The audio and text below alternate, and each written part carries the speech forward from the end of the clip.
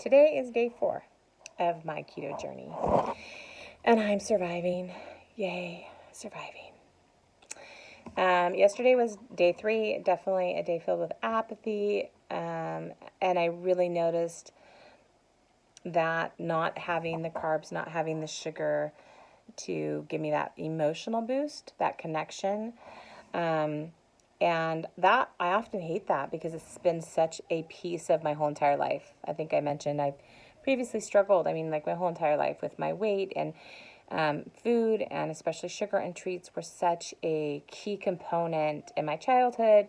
And then in my adult years, I would definitely use it um, to celebrate, to stifle a bad mood, to sorrow in, to feel boredom, to be entertained by.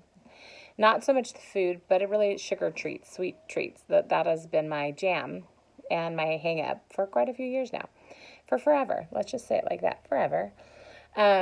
So that's one of the things I really like about keto is that once you get going within a couple weeks, you can feel definitely like cravings and temptations. Like somebody could be like, this might not be your thing, this is mine. Here's some really awesome chocolate frosted cupcakes. And I would be like, yes, please, normally. But truth be told, like, you might want it in your head when you're doing keto, but you have like the ability to say no thanks. And this is a huge piece why I'm doing it. It gives me like the firm footing, if you will, like a platform to kind of stand on it and say no.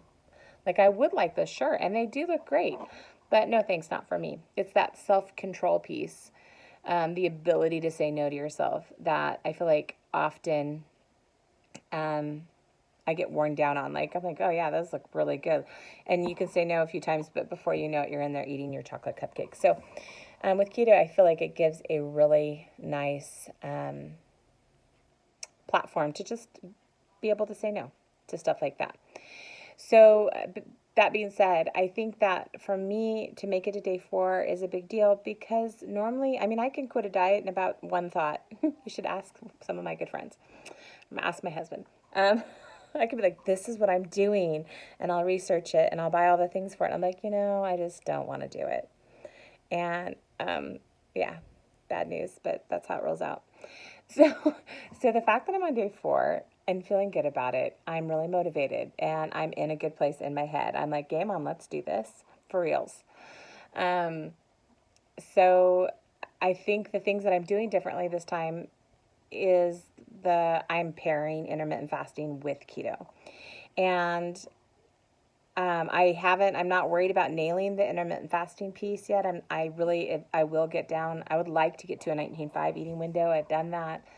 I feel really good. And I think I've never done it with keto. So I think that will probably be an amazing thing. But right now I'm only on day 4 and I'm really trying just to get the keto food part nailed down. And of course, down the line, exercise and all these things, but one thing at a time. That's how I roll. I have to. So the other thing I think getting to day 4 was absolutely making sure to have all the groceries in the house on Sunday when I started having all the meals planned for the week, including treats. Now I know people have all their opinions about treats and don't eat keto treats, whatever. I am someone who keto treats are not like I made these really awesome keto cheesecakes. They're so good, and I make them whenever I do keto. They're just individual muffins, and like one a day. And some people would be like, that's not good, and I'll get there. I'm sure I'll get there. But for now, it is something that helps me to, if that's my biggest problem, is like having a keto cheesecake for the day, like goodness, like that's pretty good. So, so everybody has their thing and their opinions about all that. But for me, that's what works. That's how come I'm on day 4. And picking meals this week that I know are going to be satisfying. While I kind of detox and while I kind of roll out this whole new way of eating and setting habits. So that's how I am. That's how day 4 has gone.